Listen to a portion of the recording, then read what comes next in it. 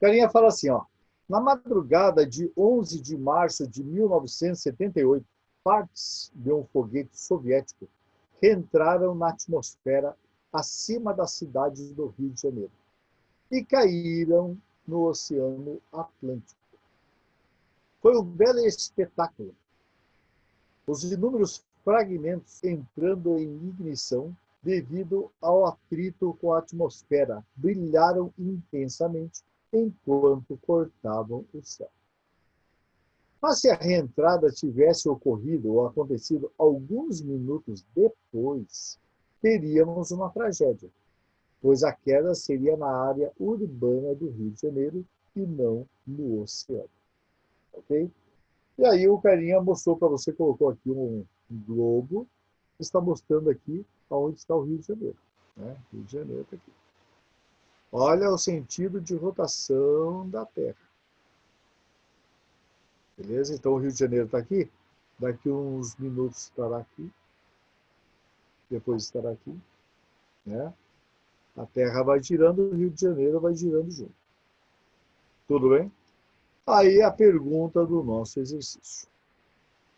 De acordo com os fatos relatados, a velocidade, a velocidade angular do foguete no ponto de reentrada era... Tá? Então vamos pensar o seguinte, ó. Digamos que aqui esteja a cidade do Rio de Janeiro. Então aqui é o Rio de Janeiro. Acima do Rio de Janeiro estavam entrando quem? Estavam entrando os pedaços, os fragmentos desta nave. Beleza? Só que esses fragmentos, eles vão cair no oceano. Aqui é o oceano. Isso aqui é o Rio de Janeiro, nós temos logo depois, né? Aqui a serra, né? Região serrana. A gente está lá Petrópolis, Teresópolis, essas coisas. Então, o que acontece? Se essas peças entraram na atmosfera, começaram a pegar fogo, estavam em cima da cidade do Rio de Janeiro, e elas caíram aqui no mar, o que nós precisamos observar? Essa Terra, ela está girando, ela está indo para lá, certo? Ela tem uma certa velocidade angular, além de linear. Então, esses fragmentos também têm que estar no mesmo sentido de rotação, né? Ao redor da Terra. Só que detalhe, se ela tivesse a mesma velocidade angular da Terra, se ela entrou em cima do rio, ela iria cair em cima do rio, porque quando ela chegasse aqui, o Rio de Janeiro também estaria aqui.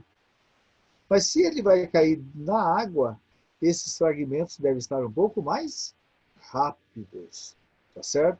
Então vamos procurar aqui a resposta correta. De acordo com os fatos relatados, a velocidade angular, então angularmente, né, se a Terra estiver aqui, se o Rio de Janeiro vai girar um certo ângulo, né, os nossos fragmentos devem o quê? Girar no ângulo maior, né? Tem que chegar aqui. Então ele tem que girar no ângulo maior. Então deve apresentar uma velocidade angular maior que a Terra. Se for igual à Terra, vai cair em cima do rio. Superior à Terra, beleza, vai cair na água se estiver no mesmo sentido. Beleza. Esse aqui. Inferior da Terra, no sentido oposto, se for inferior à Terra, ele vai cair no continente. Certo? Igual da Terra no sentido oposto também, se for no sentido oposto, vai cair no continente. Superior da Terra e no sentido oposto também vai cair no continente. Então, resposta que satisfaz o comentário, letra B. Tudo bem, moçada? Joia, joia. Vamos lá para o próximo. 2. Em uma competição de saltos ornamentais, uma atleta, após tirar seus pés da plataforma, iniciando a queda livre, deve fazer seu corpo girar 1,5 vezes em torno do seu centro de gravidade antes de tocar a água. Então, ó, vai dar quantas voltas? Ó, deve girar 1,5 vezes. uma volta mais meia volta. Ok? Considere que a aceleração gravitacional tem módulo igual a 10 metros por segundo ao quadrado, que o atleta deve realizar o giro enquanto o seu centro de gravidade se desloca verticalmente por 5 metros, então uma queda livre de 5 metros, a partir do repouso, né, por isso que é queda livre. Para que o atleta consiga realizar esse salto com perfeição, seu corpo deve girar com velocidade angular média de... Beleza. Então, observe, ó, o cara quer saber com que velocidade angular essa criatura vai girar, ou deve cair, girando. Então, nós vamos pegar a formulinha da velocidade angular. 2π sobre período. Pode ser? 2π sobre período. E aí, para que eu termine o exercício, eu só preciso saber quanto que vale o período. Tá legal? Aí, o que nós precisamos agora saber é quanto tempo a moça, né, a atleta, levará para cair. É uma queda livre. Então, eu vou fazer aqui, ó. Então, nós teremos que ΔS será igual a V0T mais AT quadrado sobre 2. Né? Formulinha do Move. Tudo bem? Só que, quando você vai aplicar essa formulinha do Move, é importante lembrar que a velocidade dela inicial é zero. Então, vou cortar. Ela vai cair de uma altura, ΔS, vai cair de uma altura de 5 metros. 5 metros. É igual a aceleração de queda da gravidade, 10 metros por segundo ao quadrado. Vezes T ao quadrado sobre 2. Observe, eu estou calculando quanto tempo ela levará para cair. Esse 2 vai passar para o outro lado multiplicando. Então, nós teremos 10 é igual a 10t quadrado. Isso quer dizer que t quadrado será igual a 1, correto? Cortei 10 com 10. Então, o tempo de queda, 1 segundo.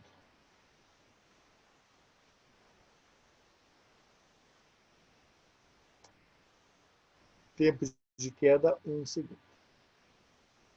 Mas observe que esse 1 segundo não é, né? Observe bem, esse 1 segundo não é o período. Porque esse 1 segundo é o tempo de queda. E nesse tempo de queda, ela vai dar quantas voltas?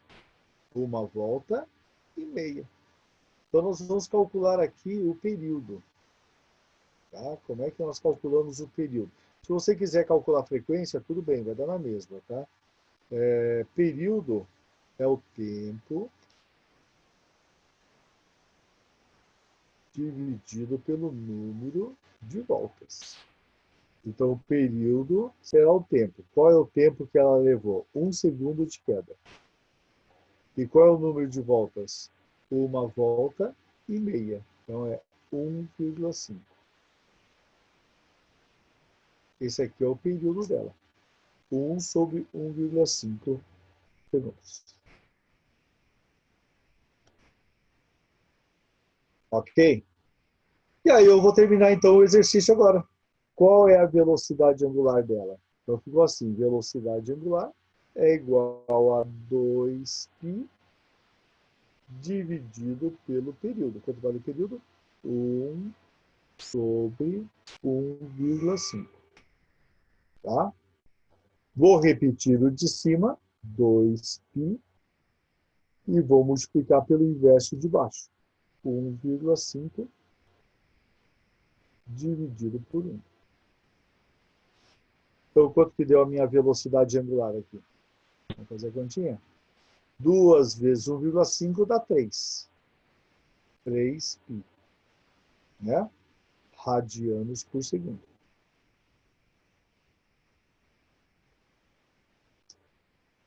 Beleza? Essa aqui é a nossa velocidade angular. Sossegadinho, gente? Dúvidas?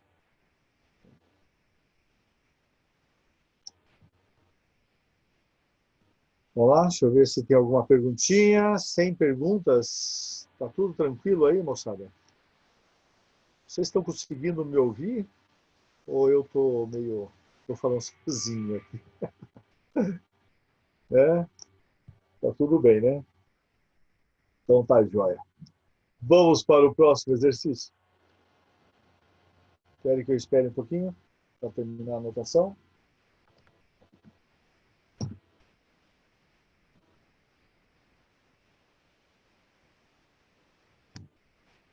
Beleza, vamos lá. Vou passar então para frente, tá?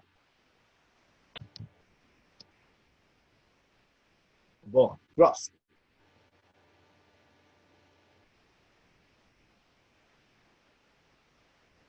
Exercício 3, a figura abaixo ilustra 4 trajetórias possíveis para uma partícula que gira em um movimento circular uniforme, sempre com o mesmo período.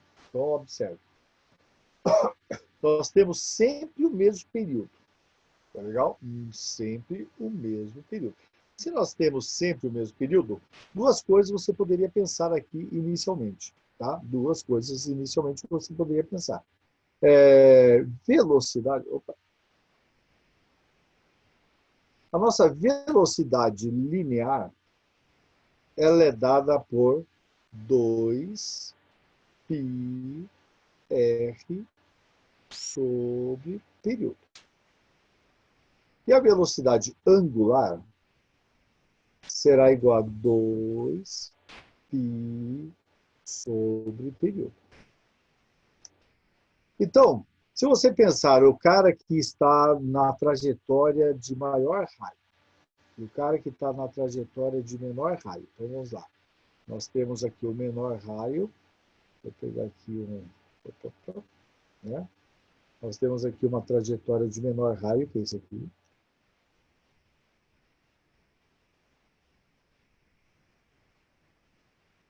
Raio 1. E aqui nós temos a trajetória de maior raio. Esse aqui, ó, o centro daqui. Isso aqui é a trajetória de maior raio. Raio 2. Então, vamos colocar aqui, ó. Raio 1 menor que raio 2. Tá?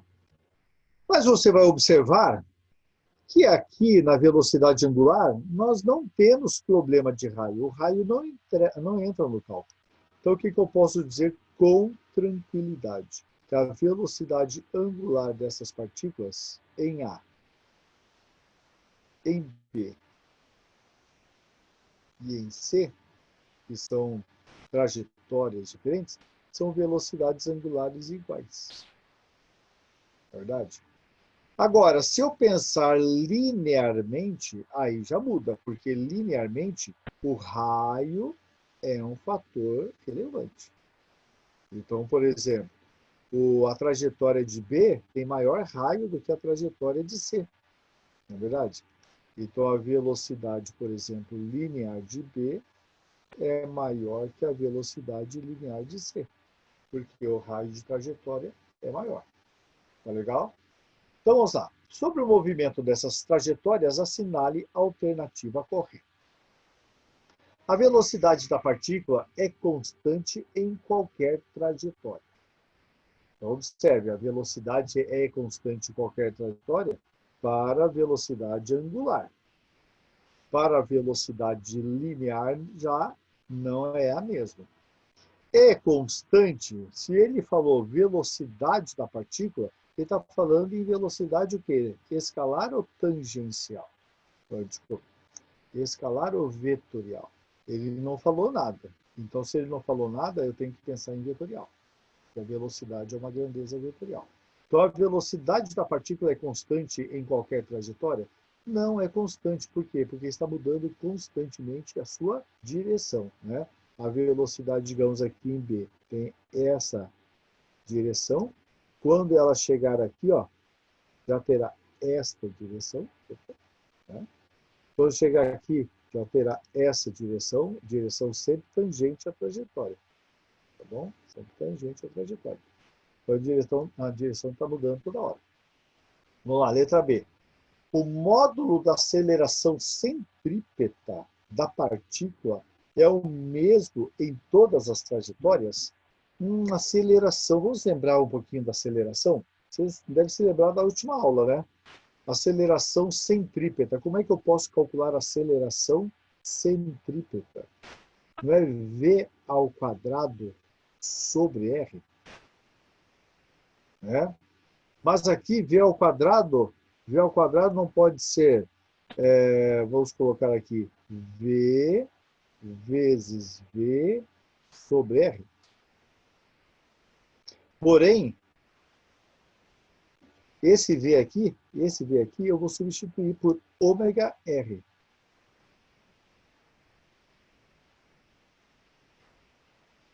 E se eu cortar aqui R com R, o que vai acontecer? A minha aceleração centrípeta pode ser V ômega. Ah, olha que legal. Você observando essa relação, você já vai conseguir matar essa letra B facinha, né? Por quê? Ó, nós teremos para todas as partículas a mesma velocidade angular. Porém, não teremos a mesma velocidade linear. Então, apesar de ômega ser igual para todos, aqui ó, ômega é igual para todos, V não é igual para todos. Isso quer dizer que a minha aceleração centrípeta não é igual para todos. Tá, cara? Vou falar de novo, ok? O cara falou o seguinte, a velocidade angular é igual para todos. Então, se a velocidade angular é igual para todos, a minha aceleração centrípeta poderia ser igual para todos, desde que V também fosse igual. Esse igual, daria aceleração centrípeta igual. Porém, a velocidade linear já não é igual para todos. Tá aqui, ó. Não são iguais. Isso quer dizer que a minha aceleração centrípeta da partícula é o mesmo módulo, né? É o mesmo em todas as trajetórias? Não. Ok? Em uma dada trajetória, a velocidade angular da partícula varia com o tempo. A velocidade angular varia com o tempo? Não, né? Nós temos um movimento periódico, né? Sempre com o mesmo período.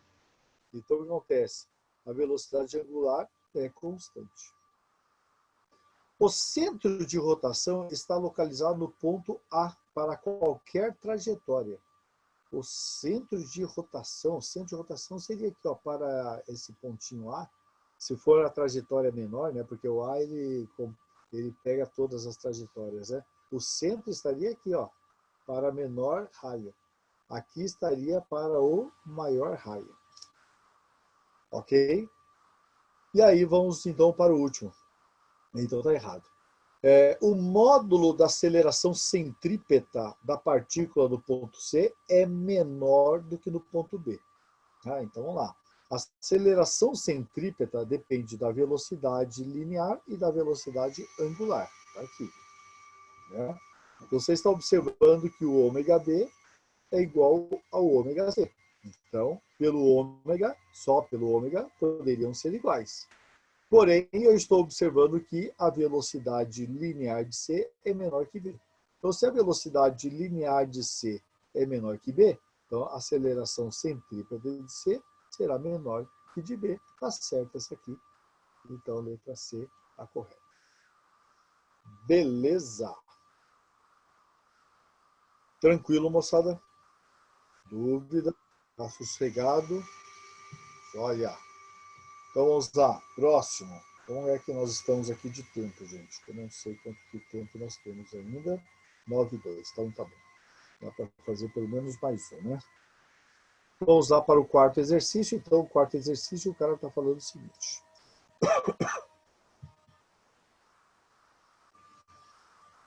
Vou ler por aqui. O velocímetro dos automóveis indica a velocidade escalar a partir do raio das rodas do automóvel e da contagem do número de voltas que essas rodas efetuam em certo intervalo de tempo. Ok?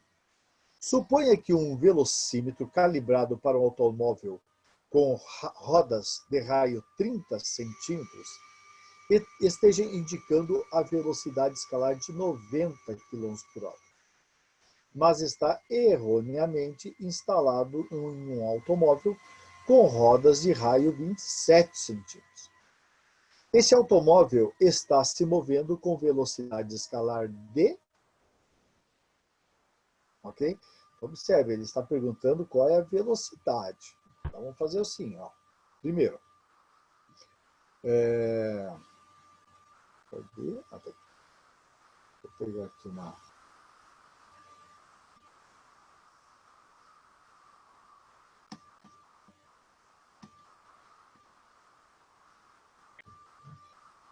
Então, tá aqui, ó. Nós temos duas rodas. Uma roda que é maior. Esse finalzinho aqui tem que dar. Né? Uma roda de raio R1. E ele falou que o raio dessa roda R1 é 30.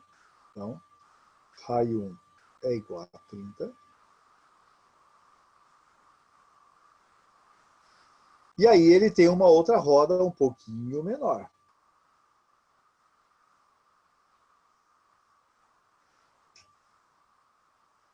Raio R2. E esse raio R2 é igual a 27 centímetros. E ele falou que o velocímetro, né, indica a velocidade escalar a partir do raio da roda. Então ele faz um cálculo, né? A roda é feita, digamos, a roda desse carro é para 30 centímetros. Ok? E da contagem do número de voltas. Então, esse carro tem aqui andando, essa roda vai dar tantas voltas por segundo. Então, sabendo o raio e sabendo a sua frequência ou o seu período, ele consegue determinar a velocidade do carro. Então, suponha que um velocímetro calibrado para um automóvel com rodas de raio 30 centímetros esteja indicando o valor de 90 km por hora. Então, esse cara está com uma velocidade de 90 km por hora. Tá ok? Esse combo aqui. Mas aí, está erroneamente instalado num automóvel com rodas de raio 27 centímetros. Então, o que vai acontecer? Se esse cara aqui, se esse cara aqui tem uma roda menor, então, para o mesmo deslocamento, esse aqui não vai girar mais?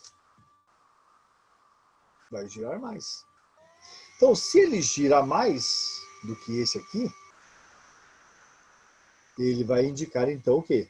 Vai indicar uma velocidade maior. Concordam comigo? Vou falar de novo. Então, o meu velocímetro, ele vê quantas voltas ele deu.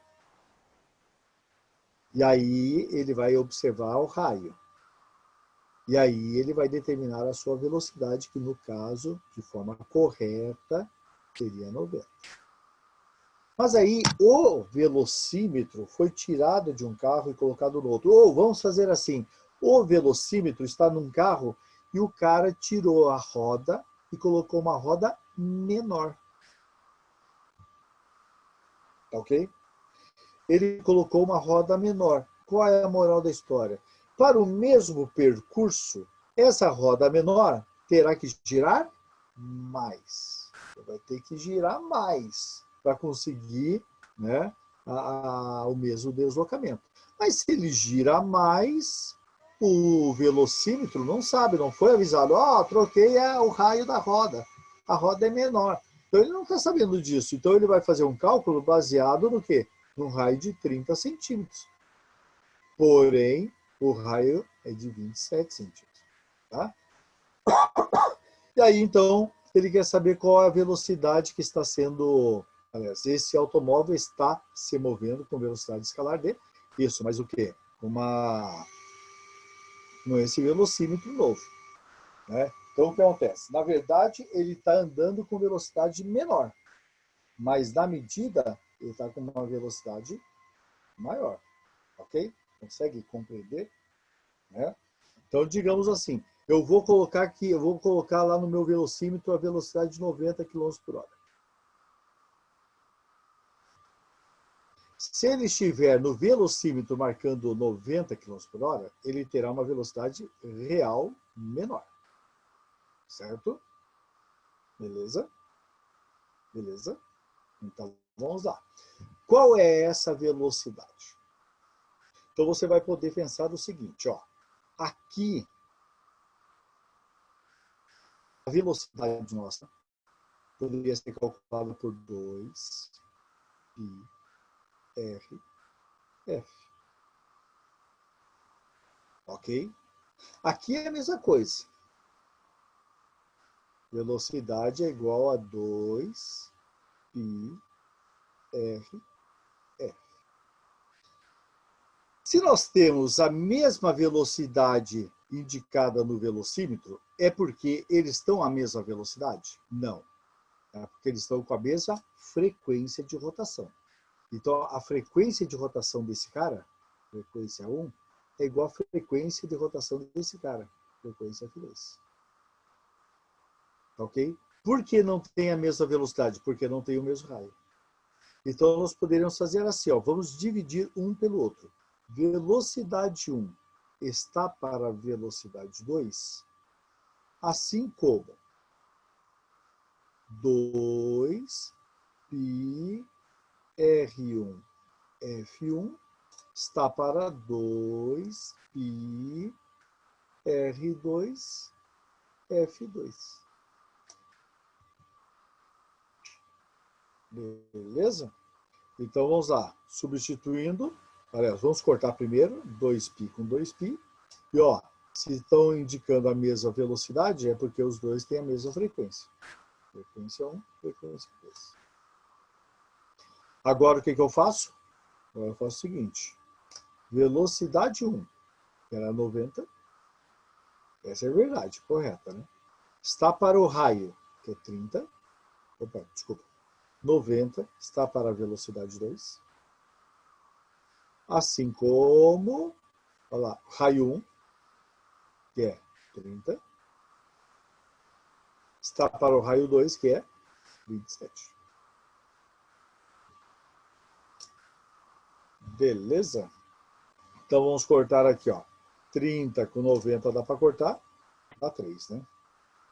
Então a velocidade 2 será quanto? Vamos lá. 3 vezes 7, 21. Com 2. 3 vezes 2, 6. 7, 8. Então, a velocidade verdadeira dele, aliás, né, verdadeira isso, seria 81 km por hora.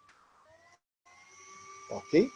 Então, essa aí é a velocidade que ele tem, 81 está aqui.